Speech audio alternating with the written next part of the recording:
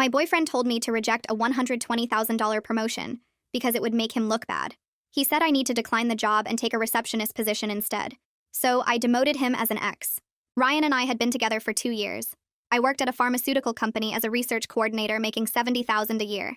He worked at his dad's plumbing supply company as a sales manager making $50,000. He always said money didn't matter, that we were a team. I believed him. Last month, my boss called me into her office. She offered me the director of clinical trials position. $120,000 salary, company car, 4 weeks vacation, stock options. I'd worked 60-hour weeks for 5 years to earn this. Stayed late reading protocols, took weekend certification courses, flew to conferences on my own dime to network. When I told Ryan that night, his face changed. Not happy, not proud, something else. He said we should think about it carefully. I asked what there was to think about.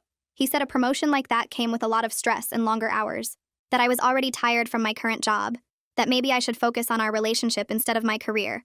I thought he was concerned about me burning out, but then he started listing other problems. His mom wouldn't understand why I made more than him. His brother would make jokes at Sunday dinners. His friends would think he was less of a man. He actually used those words, less of a man. He said I should consider how my success would affect his reputation. I told him his reputation wasn't my responsibility.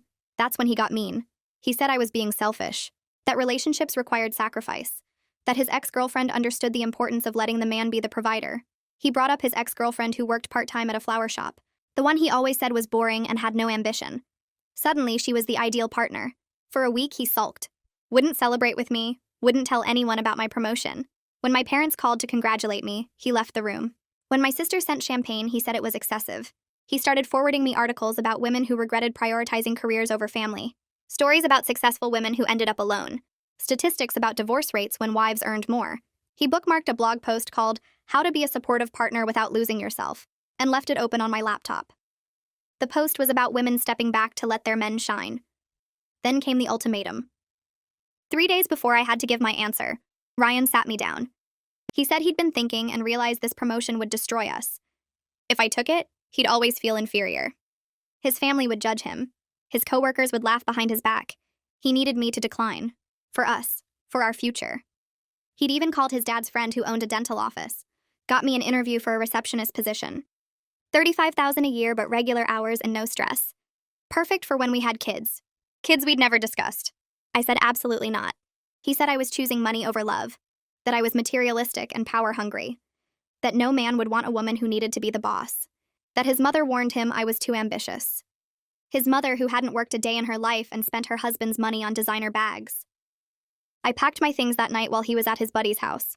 Took everything that was mine, which turned out to be most of the apartment since I'd paid for the furniture, the TV, the kitchen appliances. Left him with his gaming chair and the mattress he'd brought from his mom's house. He came home to an empty apartment and called me screaming. Said I was vindictive and crazy. That I'd regret this when I was 40 and alone. That no one would want a woman who put career first. I hung up and blocked his number. But he wasn't done. My phone started ringing the next morning from a number I didn't recognize. I ignored it. Then another call came from a different number. And another. By the end of the day, I had 7 missed calls from 7 different numbers. The voicemails started coming in. The first one had Ryan crying, saying he was sorry and he just needed to talk to me. The second one called me selfish and said I was throwing away 2 years for money. The third one apologized again and begged me to call him back. The fourth one said I was being childish and immature. They kept alternating like that, back and forth between sorry and angry. Camilla called me that night to check in, and I told her about the voicemails. She said to save every single one of them and not delete anything. She said I might need proof later if things got worse. I didn't want to think about things getting worse, but I saved them anyway. Listening to his voice made my stomach hurt and twist up inside. 3 days after I moved out, I was unpacking boxes in my new apartment when the building phone rang. The security guard downstairs told me someone named Ryan was here to see me. My heart started beating fast. I asked how he even knew my address since I'd been careful not to tell him where I was moving. The guard said he didn't know, but should he send him up? I said absolutely not and that Ryan wasn't allowed on the property ever. The guard said he'd make a note of it and escort him out. I stood there shaking for like 10 minutes after I hung up. That same afternoon, my mom called me sounding upset. She said Ryan's mother had just called her crying about how I broke her son's heart. Ryan's mom told my mom I ruined his life by being too ambitious and caring more about my career than our relationship. She said Ryan was so sad he could barely get out of bed. My mom said she told her that Ryan broke his own relationship by trying to control my career and make me turn down a promotion I earned. Then my mom warned me that this might get worse before it got better. She said Ryan's family was clearly in denial about his behavior, and they might keep trying to make me the bad guy. I felt tired just thinking about dealing with his whole family on top of everything else. Monday morning came and I started my first day as director of clinical trials. I felt excited and exhausted at the same time from all the Ryan drama over the weekend. My new office was on the 4th floor with big windows that looked out over the city. I spent my lunch break just sitting in my chair and staring at the view. This was what I worked for. 60-hour weeks for 5 years, weekend classes, conferences I paid for myself. I earned this office and this job, and I felt proud sitting there. Around 2 o'clock, another director stopped by my office and knocked on the open door. He introduced himself as Duncan Steele and said he started about 3 months ago. He offered to give me advice about how to deal with company politics and who to watch out for. He was friendly but not weird about me being a woman in leadership, which felt really nice after dealing with Ryan's insecurity for so long. Duncan told me about the different department heads and which ones were helpful versus which ones just liked to create problems. We talked for maybe 20 minutes and then he headed back to his own office. The next morning, I checked my work email and found a message from an address I didn't recognize. The email said I stole money from Ryan and destroyed his property when I moved out. It said I was a thief and a liar and people should know what kind of person I really was. My hands were shaking as I read it. I forwarded it immediately to Lorelei Kerr in HR with a message explaining that Ryan was my ex-boyfriend who told me to turn down my promotion. I said he'd been calling me from different numbers and showed up at my apartment building. I wanted HR to know in case he tried to contact the company again. Lorelei called me within an hour and asked me to come to her office. She took the situation really seriously and started writing down everything I told her. She said the company had dealt with situations before where someone's personal life affected their work safety. She asked me detailed questions about when Ryan and I broke up and what he'd been doing since then. Then she asked if I felt safe and I realized I wasn't actually sure anymore. I told her I didn't think Ryan would hurt me physically, but I didn't know what else he might do. She made notes about everything and said she'd flag my name with building security so they'd know to watch for him. That weekend, Ryan posted on social media about gold diggers who leave their partners the second they get a little success. He didn't use my name, but he tagged a bunch of our mutual friends in the post. I didn't respond or react to it at all, but several friends started texting me asking what happened between us. Some of them seemed genuinely concerned and others seemed like they just wanted gossip. I didn't reply to most of them because I was too tired to explain the whole story over and over. Sunday afternoon, I met up with Camilla at a coffee shop near my apartment. I told her everything about the calls from different numbers, Ryan showing up at my building, his mom calling my mom, and now the fake email to my work. Camilla got really mad on my behalf. She said Ryan was escalating his behavior and I needed to document everything carefully. She insisted I should think about getting a lawyer or filing some kind of legal complaint before this got any worse. I felt overwhelmed by the idea of lawyers and legal action. I just wanted him to leave me alone, so I could focus on my new job. Monday morning arrived and I had my first staff meeting with my new team. 12 research coordinators now reported directly to me. I stood at the front of the conference room going over our current trials and upcoming deadlines. It felt weird and kind of unreal to be the one leading the meeting instead of sitting in the audience. About halfway through, I caught myself wondering if Ryan was right that I couldn't handle the pressure of this position. Then I shut that thought down hard and kept talking about protocol timelines. These people were counting on me to lead them, and I wasn't going to let Ryan's voice in my head make me doubt myself. After the meeting, 3 of the coordinators stayed behind to ask questions about their specific projects. I answered each one and felt my confidence coming back with every response. I knew this work inside and out. I earned this promotion through actual skill and hard work, not luck or connections. Ryan's opinion about what I could or couldn't handle didn't matter anymore. He wasn't my problem to manage or my ego to protect. I had a whole team depending on me now and real responsibilities that mattered way more than his hurt feelings about making less money than me. Tuesday afternoon, I got a Facebook message from Ryan's brother Mark. He said I embarrassed their whole family and Ryan was crushed because of me. He wrote that I acted like I was better than everyone, and Ryan deserved someone who appreciated him. I took a screenshot of the entire message and saved it to the folder on my computer where I was keeping everything Ryan related. Then I blocked Mark on every platform I could think of. I didn't respond because there was nothing to say to someone who thought Ryan's behavior was my fault. 2 weeks into my new role, I was managing 3 major clinical trials at once. Trial A was testing a new diabetes medication, and we had 200 patients enrolled across 15 sites. Trial B focused on autoimmune disorders with 90 patients at 8 locations. Trial C was our biggest project, a cardiovascular study with 350 patients at 20 sites nationwide. I created tracking systems for each trial using color-coded spreadsheets that showed enrollment numbers, adverse events, protocol deviations, and site performance metrics. During my weekly check-in with my boss, she pulled up my organizational dashboard on her computer and spent 5 minutes just looking at it. She told me the system was exactly what the department needed and asked if I could train the other coordinators to use similar methods. I felt this rush of pride that had nothing to do with Ryan or proving him wrong. This was just me being good at my job because I worked hard and knew what I was doing. My confidence started coming back in small moments like that, when I remembered I earned this position through actual skill. Friday night around 2 in the morning, my phone rang with a number I didn't recognize. I was half asleep and answered without thinking. Ryan's voice came through rambling about how I never appreciated everything he did for me. He said he supported my career and helped me get where I was today. He claimed he always encouraged me to work hard and go after promotions. The total rewrite of history was shocking, but the timing worried me more. Why was he calling at 2 in the morning? Was he drunk or just unable to sleep because he was thinking about me? I hung up and blocked that number too, but I couldn't fall back asleep. The next week, I went to the phone store and changed my number completely. I only gave the new number to my parents, my sister, and Camilla.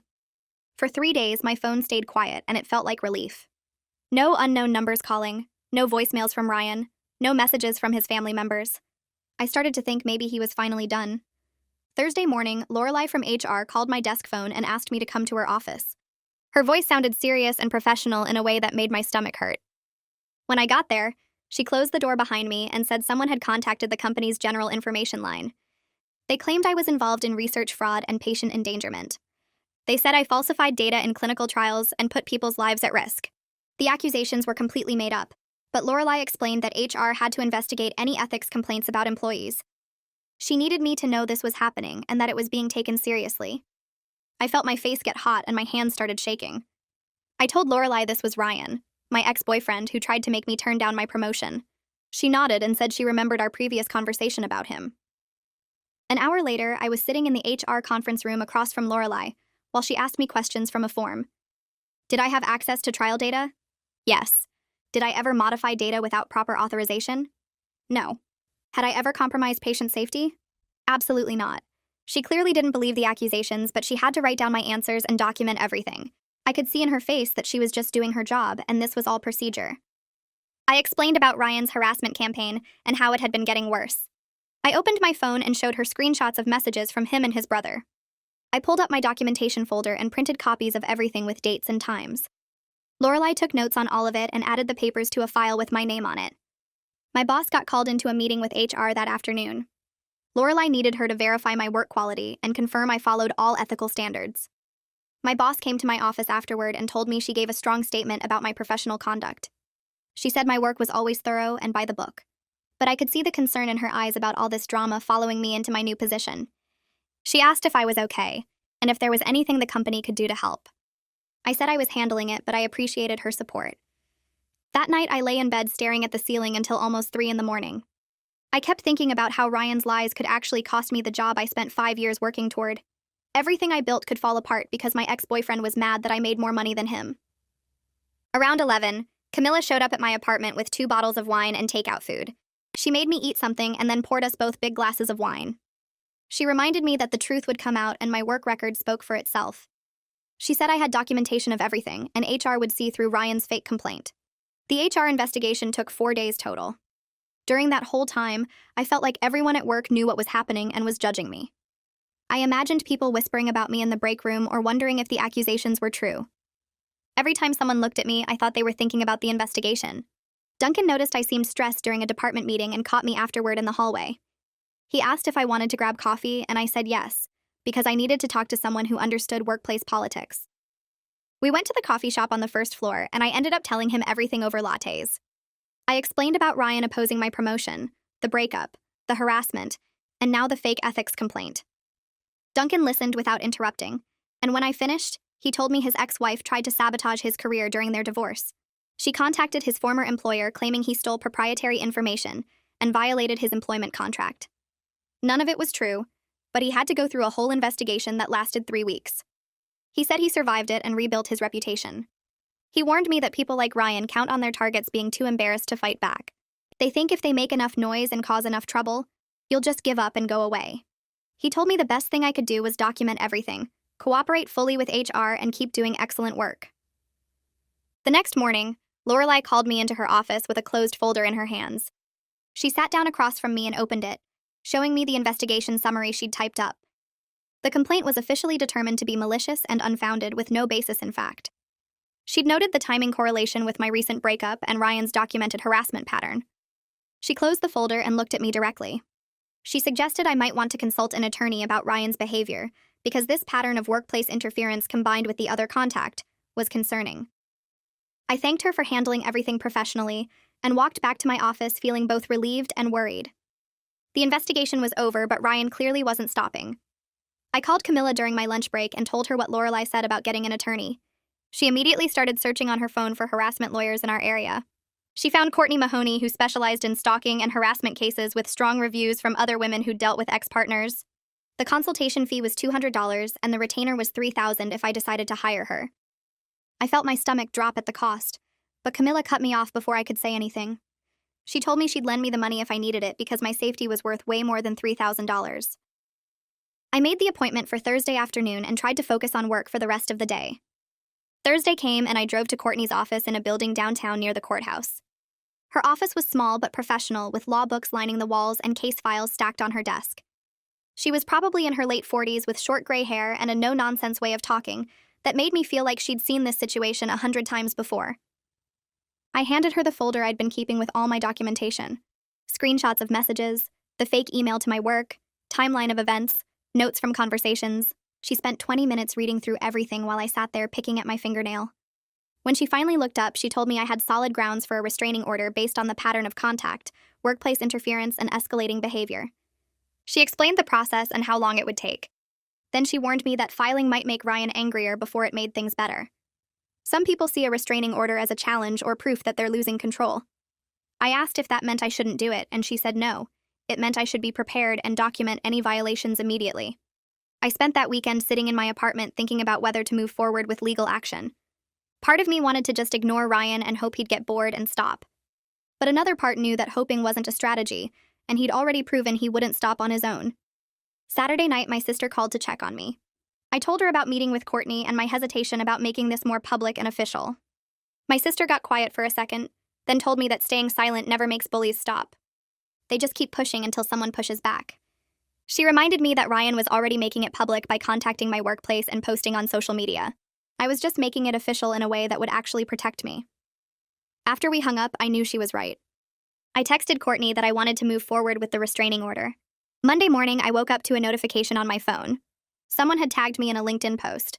I opened the app and felt my whole body go cold. Ryan had created a fake profile using the name Daniel Webb and claiming to be a former colleague from a research position I'd held 4 years ago. The profile looked real with a professional photo he must have pulled from somewhere and a detailed work history. Daniel Webb had posted a review of me saying I was unethical and difficult to work with, that I cut corners on research protocols and created hostile work environments. The profile included specific details about projects I'd worked on that only Ryan would know because I'd told him about them.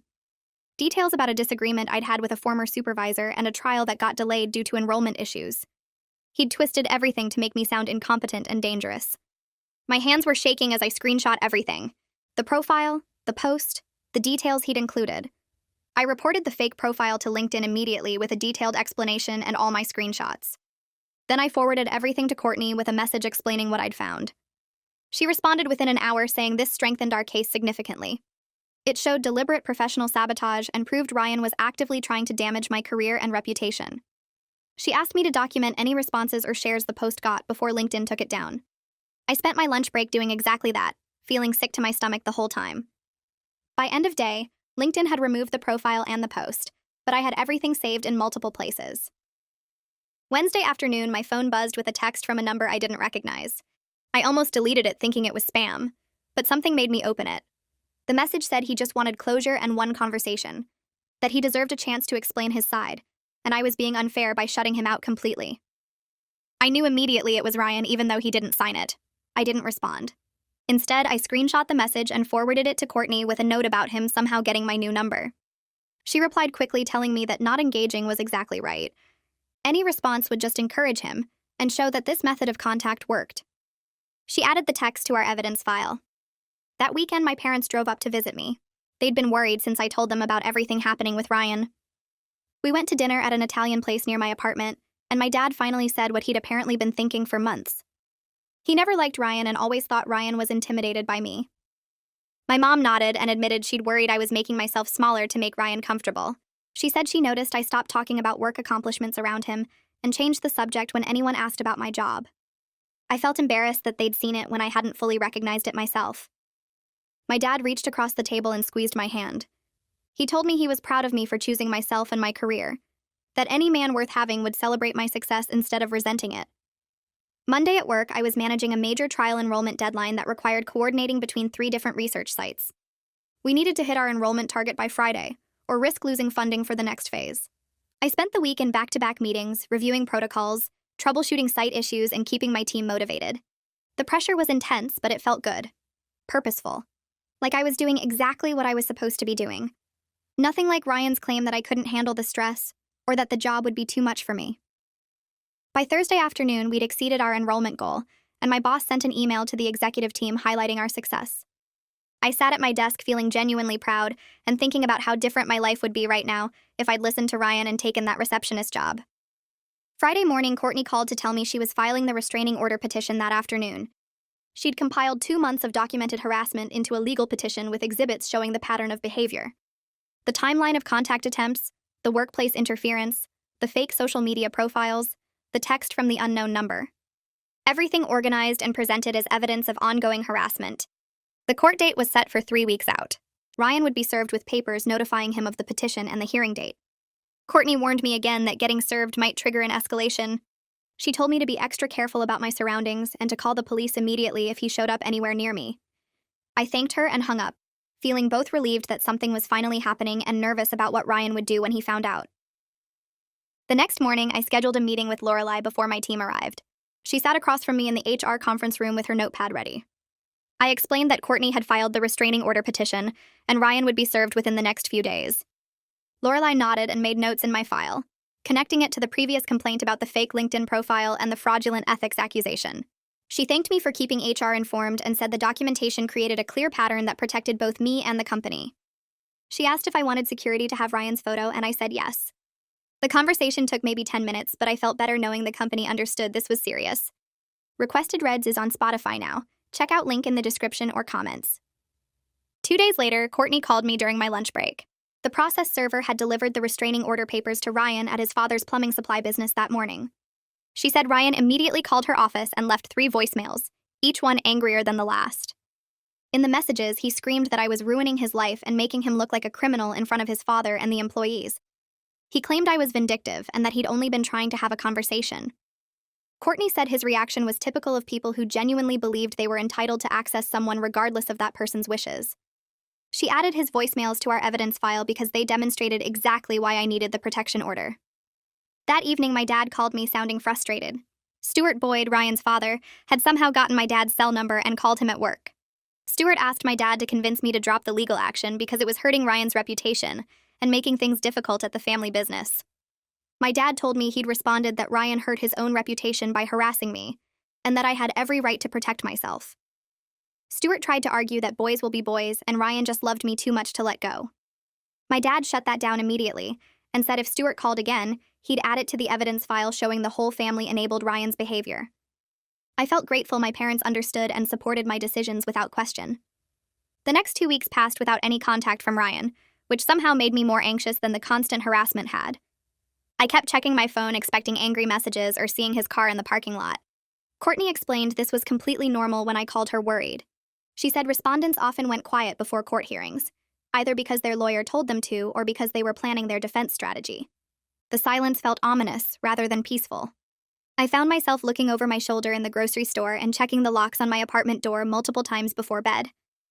On a Wednesday morning, I opened my personal email and found a message from Ryan's mother sent to an address I didn't even know she had. The email was long, probably 8 paragraphs, begging me to remember the good times Ryan and I shared. She wrote about family dinners where I'd laughed at their jokes and holidays when I'd helped her in the kitchen. She said I was breaking up their family and that Ryan had been depressed since I left. She claimed he barely ate anymore and spent all his time in his childhood bedroom. The email painted me as cruel and heartless for pursuing legal action when Ryan just needed closure and a chance to apologize properly. She ended by saying she'd always thought of me as a daughter and couldn't understand how I'd become so cold. I felt sick reading it but didn't respond. Instead, I forwarded the entire email to Courtney with a note explaining I'd never given his mother this email address. Courtney replied within an hour saying she was adding it to our evidence file. She wrote that his family enabling his behavior and contacting me on his behalf was part of why Ryan thought his actions were acceptable. She said people who grow up with parents who make excuses for them never learn that their choices have consequences. The email actually strengthened our case by showing the pattern extended beyond just Ryan. At work, things were going surprisingly well despite everything happening in my personal life. My team had been working on enrolling patients for a major trial with a tight deadline.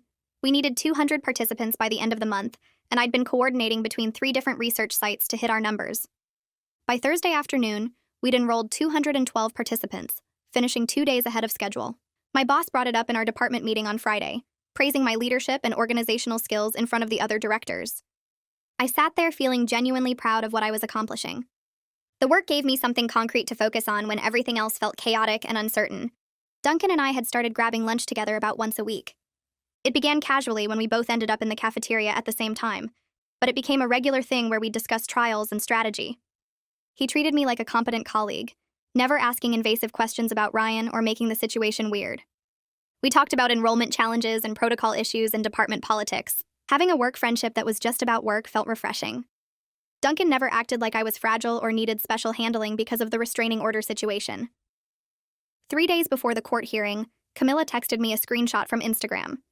Ryan had created a new account using a variation of his old username. He'd posted a series of photos from our relationship with long captions about how I'd used him and thrown him away when I got my promotion. One photo showed us at his brother's wedding with a caption about how I'd pretended to love his family. Another was from a vacation we'd taken with text about how I'd let him pay for everything, and then abandoned him. The posts were public and already had comments from people I didn't know. I felt exposed in a way the private harassment hadn't made me feel. This was out there for anyone to see, painting me as a villain to strangers. I spent an hour documenting everything. Screenshots of each post, the account details, the timestamps, the comments. I saved it all to my evidence folder and emailed copies to Courtney. Then I made my Instagram account private and blocked the new profile. But the damage felt done. These photos and lies were out there in public where my coworkers and friends could see them. Monday morning, my boss called me into her office before our weekly check-in was scheduled.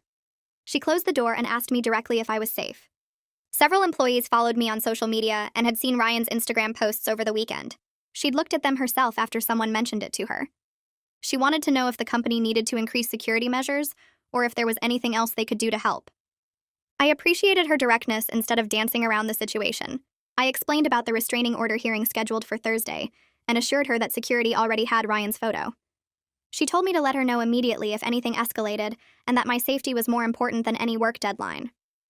The conversation lasted maybe 15 minutes, but knowing my boss and the company were taking this seriously made me feel less alone in dealing with it. She asked if I wanted to talk through what would happen at the hearing so I'd feel prepared. I explained that Courtney had walked me through the process, but hearing it from someone who'd been through something similar actually helped more than the legal explanation. My boss told me about an ex-boyfriend who showed up at her old workplace 15 years ago, how scared she felt walking to her car every day, how the company back then did nothing to help. She said she made sure when she became a director that her employees would never feel that unsafe. The conversation lasted maybe 20 minutes, but I left her office feeling like someone actually understood how exhausting it was to do good work while constantly looking over your shoulder. That afternoon, facilities management called my extension about reassigning my parking spot. They moved me from the back lot to a space right next to the main entrance, one of the spots usually reserved for executives. Security got an updated photo of Ryan and instructions to call the police immediately if he showed up on company property.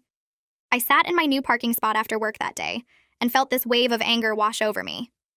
The fact that any of this was necessary, that my company had to treat my ex-boyfriend like a legitimate threat, that I couldn't just park in the regular lot like a normal person. I was mad at Ryan all over again for making my life this complicated, for forcing everyone around me to accommodate his inability to handle rejection like an adult. Thursday morning arrived faster than I wanted. Camilla picked me up at 8 because I didn't trust myself to drive to the courthouse without my hands shaking the whole way. She brought coffee and breakfast sandwiches and didn't try to make small talk when I clearly wasn't in the mood. Courtney met us outside the courtroom at 9:30. She looked professional and calm, which helped settle some of my nerves. She reminded me to stay quiet unless the judge asked me a direct question, to let her handle the legal arguments, to keep my face neutral no matter what Ryan said. We walked into the courtroom and Ryan was already there with his father. No lawyer, No legal representation, just the two of them sitting on the opposite side looking like they thought this was all some big misunderstanding. Ryan wore a button-down shirt and khakis like he was going to a job interview. His dad kept whispering to him and patting his shoulder. The judge called the case and asked both sides to present their positions. Courtney went first, laying out the timeline of harassment with specific dates and examples. She submitted printouts of the voicemails, text messages, emails, fake social media accounts, the complaint to my workplace. The evidence filled a 2-inch binder that she placed on the judge's bench. Ryan's face got red while Courtney talked. When the judge asked if he wanted to respond, Ryan stood up and started talking without any clear organization. He told the judge that I was just mad because he broke up with me, that I couldn't handle rejection, that I was making all of this up to get revenge. The judge looked at the timeline Courtney submitted showing I ended the relationship, then looked back at Ryan. She asked him to explain why he contacted my workplace if he'd broken up with me. Ryan stumbled over his words, said he was just trying to warn them about my character, that he thought they should know what kind of person I really was. The judge asked why he created fake social media accounts. Ryan said he needed a way to tell his side of the story after I blocked him everywhere. His answers kept contradicting his claim that he'd ended the relationship. The judge started asking more specific questions about the workplace complaint. Why did he accuse me of research fraud if he just wanted closure? Why did he contact my company's general information line instead of reaching out to me directly? Ryan got defensive and his voice got louder. He said I was ruining his reputation, that his friends were asking questions, that his family was upset. The judge asked him to lower his voice. His father tried to jump in, and the judge told him firmly that he wasn't a party to this case. Courtney submitted the Instagram posts and Ryan's mother's email as additional evidence of the harassment pattern extending to his family. Ryan started arguing that his mom was just trying to help, that I was being unreasonable by involving the courts. The more he talked, the worse he made his case. His anger right there in the courtroom showed exactly why I needed protection from him. The judge took about 5 minutes to review all the evidence, then granted the restraining order for 1 year. She listed the terms out loud. Ryan couldn't contact me directly or indirectly, couldn't come within 500 feet of my home or workplace, couldn't post about me on social media, or have anyone else contact me on his behalf. Violations would result in immediate arrest. Ryan's mouth actually fell open like he couldn't believe there were real consequences for his actions. His father started to say something, and the judge shut him down immediately. Walking out of the courthouse felt surreal. My legs were shaky, and I realized I'd been holding tension in my whole body for the past hour. Camilla hugged me in the parking lot, and I almost started crying from relief. Courtney reminded me that the restraining order was only a piece of paper. Some people respected them. Some people violated them out of spite. I needed to report any violations immediately, not give him chances or try to handle it myself. She said some people escalate after losing control in court because they're angry about the public humiliation. I promised to call the police at the first sign of any contact. The weekend after the hearing, I barely left my apartment. I felt exhausted in a way that had nothing to do with being physically tired, just drained from months of dealing with Ryan's harassment and the stress of legal proceedings. By Monday, I felt more like myself again. Work that week was noticeably calmer without the constant background anxiety about what Ryan might do next. I didn't jump every time my phone rang or check over my shoulder in the parking lot. I focused on preparing a presentation for the executive team about outcomes from our major trials. The data looked strong, and I spent hours making sure my slides were clear and compelling. Lorelai called me down to HR on Wednesday. She showed me the official closure of the investigation file, noting that the court order validated everything I'd reported about the harassment campaign. She told me she was really impressed by how professionally I'd handled the situation, that a lot of people would have fallen apart under that kind of pressure. I thanked her for taking it seriously from the beginning, for believing me when Ryan tried to make me look like the problem. Friday afternoon, I presented to the executive team in the big conference room on the top floor. My boss introduced me, and I walked them through the trial data, enrollment numbers, timeline projections, and budget analysis. I answered questions about protocol modifications and patient retention strategies. The CEO spoke up at the end to say my presentation showed exactly the kind of clear thinking and strategic planning the company needed. He said my communication skills and ability to manage complex projects were impressive. I walked out of that conference room feeling genuinely proud. This was what I'd worked for, what all those 60-hour weeks and weekend courses had been building toward. Recognition based purely on my ability to do the job well, nothing to do with anyone's ego or insecurity about my success. 2 weeks later, my phone buzzed with a text from a number I didn't recognize. The message made my stomach drop. Ryan had used his father's phone to send me 3 paragraphs about how I destroyed his life and turned all his friends against him because of the court case. He said I was vindictive and cruel for getting a restraining order over nothing. He claimed he just wanted to explain his side, and I was being unreasonable by refusing to talk to him like an adult. I took screenshots of every message before he could delete them. My hands shook a little while I pulled up Courtney's contact info and called her office. She answered on the second ring, and I read her the messages word for word. She told me to forward the screenshots immediately and not respond to Ryan at all. She said this was exactly the kind of violation that judges took seriously, because it showed he thought the rules didn't apply to him. I sent her the screenshots while we were still on the phone.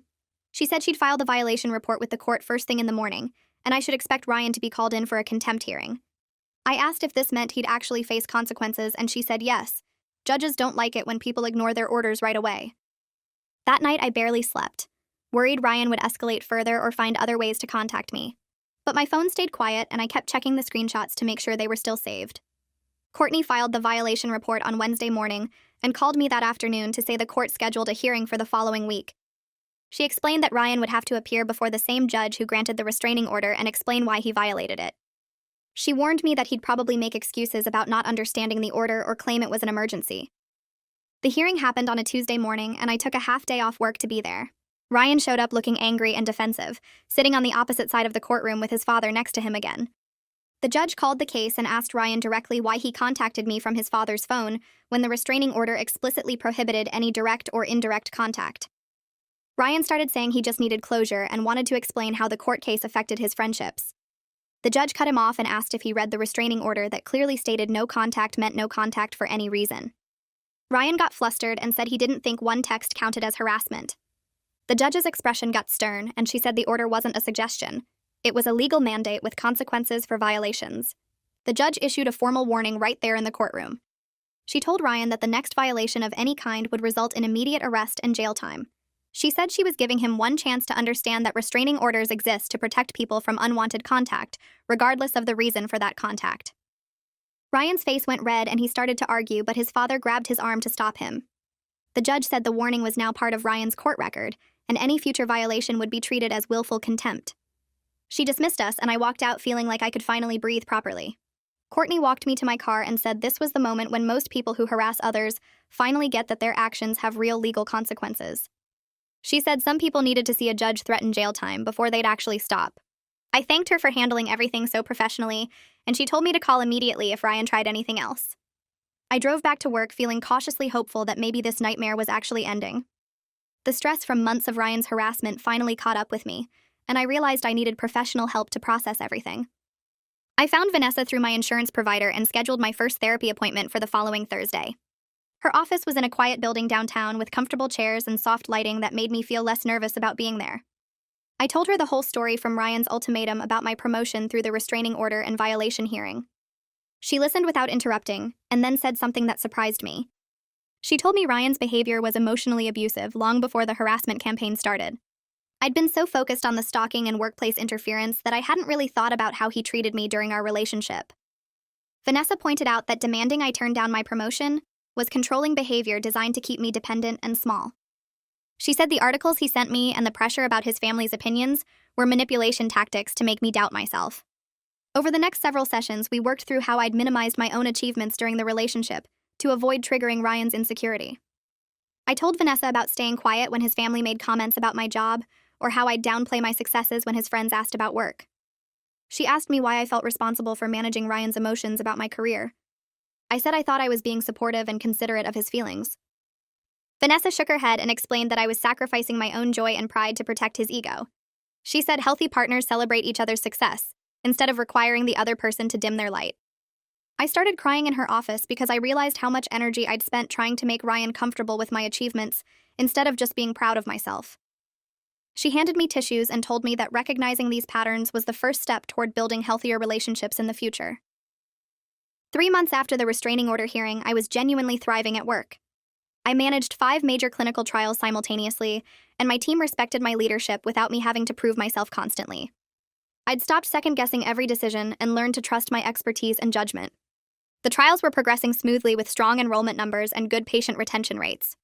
My boss complimented my organizational systems during our monthly check-in and said the executive team was impressed with my performance. I realized I wasn't walking on eggshells anymore or worrying about what Ryan might do next. The constant background anxiety that had been with me for months finally lifted, and I could focus completely on my work. My team started coming to me with ideas and suggestions instead of just problems, which showed they trusted my leadership style. I took my full lunch breaks without checking my phone every 5 minutes and actually enjoyed the downtown coffee shop near our building. Duncan stopped by my office one afternoon and mentioned he'd heard through industry contacts that Ryan's father's business lost a major contract with a regional hospital system. He said Ryan had apparently been complaining to people that it was somehow my fault for making his family look bad. I felt absolutely nothing except relief that Ryan and his problems weren't mine anymore. Duncan asked if I was okay, and I told him honestly that I didn't care what happened to Ryan or his father's business. He nodded and said that was probably the healthiest response. We grabbed coffee and talked about the new trial protocols coming through our department instead. I appreciated that Duncan never made my past drama into gossip or treated me differently because of what happened. He just stayed professional and friendly without prying into my personal life beyond making sure I was safe. My sister drove up for a weekend visit in early fall and told me within an hour of arriving that I seemed like myself again. She said I looked lighter and more confident than I had in years. We went shopping and out to dinner at a nice Italian restaurant downtown that I could easily afford with my new salary. She ordered expensive wine and I didn't even flinch at the price because I was making good money and could treat myself. Over dinner, she said she'd been worried about me during the relationship with Ryan because I seemed smaller somehow, less vibrant. I asked what she meant, and she explained that I used to talk about work with excitement and pride, but during those 2 years with Ryan, I'd started apologizing for my success, or changing the subject quickly. She said she was glad I left him when I did, because she could see where that relationship was heading. We laughed and clinked our wine glasses, and I felt grateful to have family who supported my choices. 8 months into my director role, the company promoted me to Senior Director of Clinical Trials. My boss called me into her office on a Friday afternoon and told me the executive team wanted to recognize my successful trial outcomes and team leadership with increased responsibility. The promotion came with another salary bump and oversight of additional trial programs across multiple therapeutic areas. I'd be managing a larger team and working directly with the chief medical officer on strategic planning. I accepted immediately without any hesitation or self-doubt. That night, I called my parents to tell them, and my dad said he was proud of how I'd handled everything with Ryan and built my career despite the obstacles. My mom reminded me that the right opportunities come when you're ready for them, and I was clearly ready for this next step. I ran into one of Ryan's friends at a coffee shop the following week while I was grabbing my morning latte before work. He approached me carefully and asked if he could talk to me for a minute. I tensed up but agreed to hear what he had to say. He apologized for believing Ryan's version of events after our breakup and said several people in their friend group had distanced themselves from Ryan after seeing his social media behavior and hearing about the restraining order. He told me that Ryan had been telling people I was crazy and vindictive, but then the court stuff became public knowledge and people started questioning his story.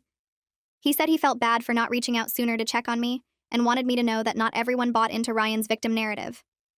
I thanked him for telling me and said I appreciated the apology. He wished me well and left, and I stood there holding my coffee feeling validated that other people had finally seen through Ryan's manipulation. Vanessa started asking me in our weekly sessions why I always qualified my successes with explanations about luck or timing instead of just owning my achievements. I'd say things like I got promoted because the company needed someone or the timing worked out, and she'd stop me and point out that I earned it through years of hard work and skill. She had me practice saying out loud that I deserved my position and salary without adding any disclaimers or apologies. The exercise felt awkward at first, almost arrogant, but she explained that confident women get labeled as threatening, while confident men get called leaders. We worked through specific examples from my relationship with Ryan, where I'd minimized my accomplishments to make him comfortable, like not mentioning my conference presentations or downplaying positive feedback from my boss. Vanessa helped me see that the right partner would celebrate my success, instead of requiring me to shrink myself to protect their ego. She asked me to notice when I started apologizing for taking up space or achieving things, and I realized I did it constantly at work and in social situations. Over several months of therapy, I practiced accepting compliments without deflecting them and talking about my career with pride instead of embarrassment. Camilla called me one evening and said she had a coworker who was single and asked if I'd be interested in meeting him for coffee. I hesitated because dating felt complicated after everything with Ryan, but she promised it would be casual with no pressure. His name was Jason, and he worked in Camilla's marketing department, and we met at a coffee shop downtown on a Saturday afternoon. He asked about my job within the first 10 minutes, and actually listened when I explained clinical trial management instead of changing the subject or making jokes about me being the boss. Jason told me about a project he was leading at work, and we compared notes about managing teams and dealing with difficult stakeholders. The conversation flowed easily without any weird competition or him trying to one-up my accomplishments. We went on 2 more casual dates over the next month, but the chemistry wasn't quite right for anything serious, and we both recognized it. Still, the experience showed me that some men genuinely wanted a partner with ambition, instead of feeling threatened by it. A year after I packed my things and left Ryan's apartment, I was sitting in my office reviewing quarterly reports for the 5 major trials my expanded team was managing. My team had grown to 20 research coordinators and associates, all reporting to me, and we'd successfully enrolled over 3,000 patients across multiple therapeutic areas. The senior director title came with a salary I never imagined making at 32, plus the stock options that were actually worth something now. I'd been on 3 more casual dates in recent months, none turning serious but all enjoyable experiences with people who respected my career. My calendar showed dinner plans with Camilla tomorrow and brunch with my sister next weekend, the kind of regular friendship investment I'd neglected during my relationship with Ryan. I looked at my team's success metrics and felt genuinely proud without any voice in my head telling me to be humble or apologize for doing well. Choosing myself over Ryan's insecurity wasn't selfish like he claimed. It was necessary for building the life I actually wanted, instead of shrinking into the small space he'd tried to confine me to. Well, that's the epic conclusion of pure mediocrity. If you're still watching, you've got commitment issues, and I respect that. Subscribe and let's make this bad habit official.